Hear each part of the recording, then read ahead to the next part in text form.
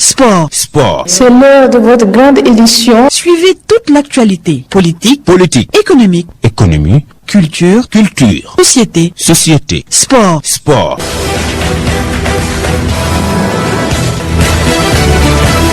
midi demi jot na fii ci studio alkuma FM asalaamaaleykum mbokk yi safoo déglu seen rajo alkuma dal leen ak jàmm ci xibaaru digg bëccëg bi ñu wax leen li fi gën a fës. li gën a fës ci xibaar yi ginnaaw bi ñu jotee benn lettre circulaire bu jógee foofu ca ministre bu agriculture nguur gi dafa daal di tere ñu jéggaane li nga xamante ne mooy gerte gi. projet Manantali 2 dafa jóg ngir gunge impacté yi waaye tamit dina xeex ngir ñàkkum liggéey ndaw ñi. agence bu ñu dénk développement artisanal directeur bi nga xamante ne moo fa nekkoon jamono bi ñu ngi koy topp ci 71 millions ci suñu kopparu réew. xibaaru tàggat yaram lañuy buuree suñu xibaaru digg bëccëg dinañ ci ànd ak Simone bampoky mu faram fàcceel leen ko mbokki ponk yaa ngoog bu ngeen taaxiloo ginnaaw bàkk bi ñu yaatal xibaar yi. ginnaaw bu ñu leen nuyoo yéen mi safoo déglu seen rajo alkuma bisimila leen ci xibaaru digg bëccëg bi dañu koy dooree ak ginnaaw bi nga xamante ne jot nañ ko ci téléphone ci émission Carrefour matinal bi mu doon jañoo ak taskatu xabaar boobu di Maké Dañoxo moom directeur régional bu développement rural Sada Baboy li dafa ñëwaat indi ay leeral ci lettre circulaire boobu nga xamante ne ministre de l' agriculture daan na koy joxe tere li nga xamante ne mooy ñu jéggaane gerte gi ñu déglu Sada Baboy li directeur régional bu développement rural. avantage la boo xam ne aussi pour baykat yi la parce que baykat yi prix plancher bi état bi fixé woon muy ñeent fukk ak ñaar dërëm tey boo seetee si àll bi baykat yi ñu ngi jaayee seen gerte presque lu tudd ak juróom-benn fukk presque 300 francs loolu avantage la si ñoom mais beneen kii bi mooy wane ne juróom-benn fukk yooyu c'est vrai baax na si baykat bi parce que chaîne de valeur la dafa am baykat am ay usines yoo xam ne ñoo nekk biir Sénégal ay doomu Sénégal ay yore ñooñu nag buñ jotul si gerte yoo xam ni war nañ ko mën a liggéey def ko diwlin kooku bootul borom kër yu bëri dinañu toog wala ñu def leen chômage lu ñuy wax chômage technique beneen bi mooy aussi mais depuis at yi mujjee yëpp si pratiquement téeméeri junni ak li teg si ay tonnes si jiw gerte gi rek pratiquement ñu ngi si juróom-ñetti fukki junni tonnes c'est-à-dire à peu près 80 000 tonnes boo xam ne moom la ñuy jox béykat yi pour ñu mun ko jiwaat nawet bi di ñëw donc bu ñu toogee seetaan rek xel mun na nangu comme njëg lii am na solo trop ñu denc seen gerte wala ñu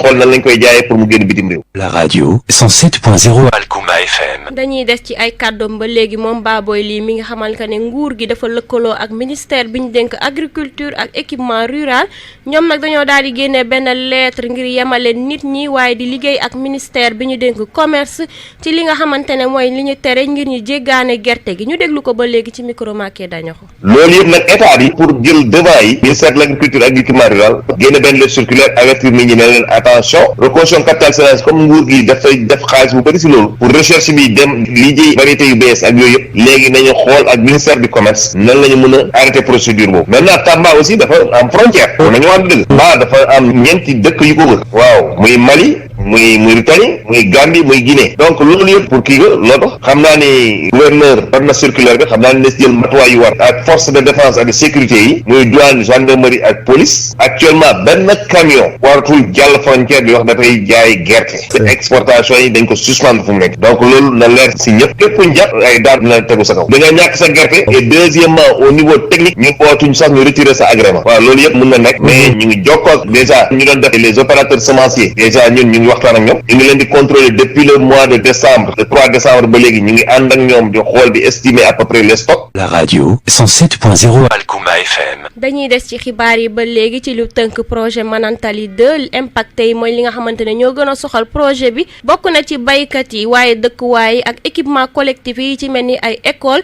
jóg ci li nga xamante ne mooy soxlayu askan bi ñu déglu reportage bi. ngir jàppale askan wi ngir ñu am courant bu doy projet Manantali 2 dafa daal di jóg ngir amal benn ligne électrique bu kawe bi nga xamante ne dina jóge fële ca Kaay jàpp Tambacounda li ni mel mooy impacté yi ñi nga xamante ne ñoo ci war a jariñu bokk na ci baykat yi waaye dëkkuwaay yi rawatina équipement collectif maanaam ay école ak yeneen yu mel ni ñoom ci loolu dañ ciy daal di déglu ki nga xamante ne mooy madame Si Aïssatou Demba mu yëkkati ci ay kaddu. du baykat yi kese parce que laal nañ baykat yi laal nañ borom kër yi laal nañ aussi yi nga xam ne ñëpp ko bokk mooy équipement collectif yi comme école élémentaire bu Daaru Ndioufène dama population bi ñun ak ñoom la ñu ngi seen ginnaaw te incha allah duñ def leen loo xam ne da leen di gàllankoor dagg garab yooyu njuumte la woon rek ñoom njumte la woon entreprise bi muy doog a commencé mu dagg côté boo xam ne bokkul ci emprise bi mais ñun bi population bi ñëwee wax ñu ko ci saa si lañ convoqué réunion wax leen ko te loolu seen ki leen doon daggal garab yi moom moo def njumte foofu rek mais incha allah loolu moom dootul am parce que du yoon sax waaw incha allah parce que entreprise bi xam nga am na lu ñuy wax responsabilité sociétale de l'entreprise ñoom ci loolu la ñuy kii léegi incha allah nee nañ ñoom fépp fu ñuy jaar dëkk boo xam ne daal liggéey bi daf fay jaar suñu soxlaa ay jeunes dañ leen recruter pour ñu jàppale leen ci liggéey bi waaw loolu moom promettre na. La radio 107.0 Alkuma FM. ñu des ci boobule xibaar ba léegi ngir xeex ñàkkum liggéey ndaw yi entreprise bi dafa daal di dalal xelu askan wi ne fépp fi nga xamante ne entreprise bi dina fa jaar ci village impacté yi dinañ fa jël ay ndaw projet bi jeexital bi dina dem ba fii ak ñetti weer bu ñu sukkandikoo ci madame Si Aïssatou Demba mi ngi xamal ne que population bi nañu daal di dal rek dinañ ci am ay résultats bu neexee yàlla li nu mel mi ngi ñaan impacté yi ñu daal di jël seen temps xam ne dinañ am li nga xamante ne dinañ jot seen indemnisation yi ñu déglu ko ba léegi reportage bi ci Sokhna dandio. ngir samp courant fépp ku la li nga xamante ne moo soxal askan wi projet Manantali 2 yemul foofu dina daal di xeex li nga xamante ne mooy ñàkkum liggéey xale yi projet bi nag jeex fii ak ñett weer jamono ji nag mën nañoo xaar ay résultats bu ñu sukkandikoo ci ay kaddu madame Si moom nag mi ngi ñaax baykat yi ngir ñu mën a dal néggantu rek du yàgg dara dinañ jot li nga xamante ne mooy seen indemnisation yi. résultat moom dina am parce que déjà dinañ fay ñëpp incha allah mais aussi courant bi moom bu paree problème courant bi moom dina teggeeku ci Sénégal ak ci yeneen dëkk yi sax waaw parce que pour dooleel courant bi la ba kenn du amati jafe-jafe courant. waa di remercier autorité déjà maa ngi remercier autorité administrative yi parce que dugal nañ ci seen loxo bu baax nit ñuy gunge waaw même aussi autorité territoriale yi comme les maires et les chefs de village ñoom ñëpp ñu ngi ciy dugal seen loxo donc ñu ngi leen di remercier bu baax ñu ngi remercier aussi PAB yi parce que au moins bi ñu ñëwee déglu nañu te pare nañ pour jàppale nit ñu comprendre nañ ne projet bi intérêt public la intérêt ñëpp la donc ñu ngi ciy dugal seen loxo bu baax di si jàpp donc ñu ngi leen di remercier di leen wax tamit ñu patienter tuuti rek incha allah indemnisation yi léegi mu génn bu génnee rek ku nekk di nga mën jot sa xaalis waaw incha allah. La radio 107.0 Alkuma FM. dañuy jeexale xibaar yi ñëw ci suñu xibaaru réew mi ginnaaw bi nga xamante ne këru attekaay bu kawe boobu ñu naan ko Cour des comptes mi ngi topp agence bi ñu dénk promotion ak développement artisanal bi nga xamante ne jamono bi dafa bokk ci société publique ja këru attekaay boobu nag ginnaaw bi ñu jotee bataaxal judiciaire boobu ci kaw Pape Oumar Samb nekk ancien DG boobu nag ñu toppee ko détournement bu toll ci 71,838 millions bu ñu sukkandikoo ci libération dafa nekk ay prélèvement yi nga xamante ne ci fonds garantie projet artisanaux yi la bokkoon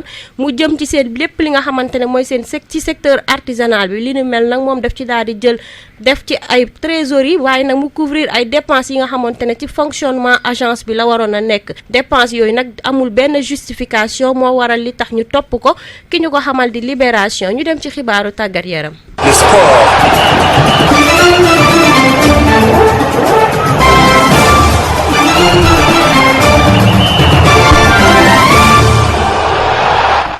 xibaaru tàggat yaram dañ ciy ànd ak Faustine Bampoky Simone nuyu naa la. xëy naa la Sokhna dandio. naka ñu indil tey comme xibaaru tàggat yaram. waa comme xibaaru tàggat yaram nag dañuy wax ci suñu footballeur yi xarañ yooyu nekk fële ca extérieur ñi nga xamante ne ñoo nekk tamit ci premier li nag mu concerné lii di projet bi nga xamante ne moo di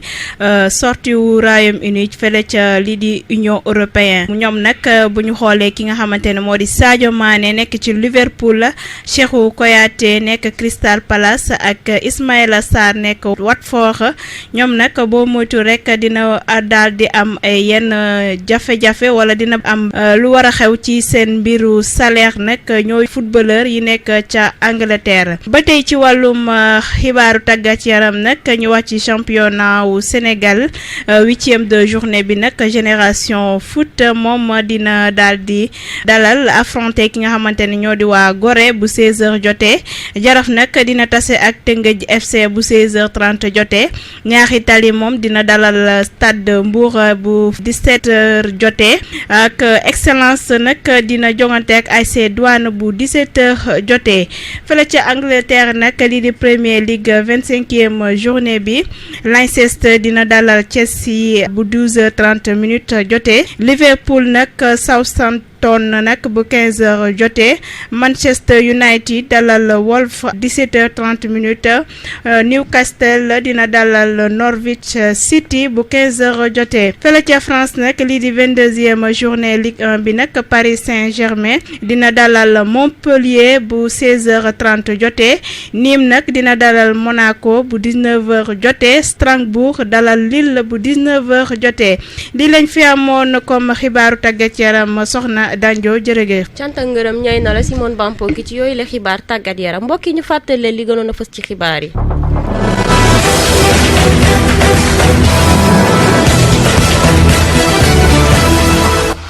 li gënoon a fës ci bopp xibaar yi ginnaaw bi ñu jotee circulaire bu jógee foofu ca ministère bu agriculture nguur gi dafa daal di tere ñu jéggaani li nga xamante ne mooy gerte gi projet Manantali 2 dafa jóg ngir gunge baykat yi waaye tamit dina jóg ngir xeex ci